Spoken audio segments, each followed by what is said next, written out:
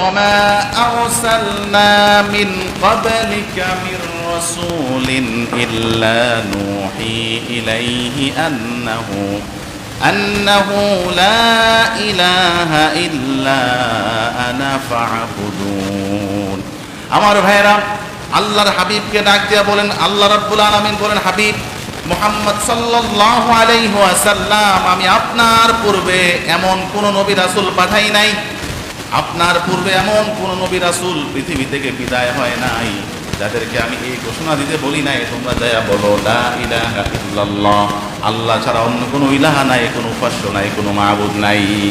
সুবহানাল্লাহ। প্রত্যেক নবীর দাওয়াত, এটার প্রমাণ যদি চান, প্রমাণ আমি তুলে ধরছি।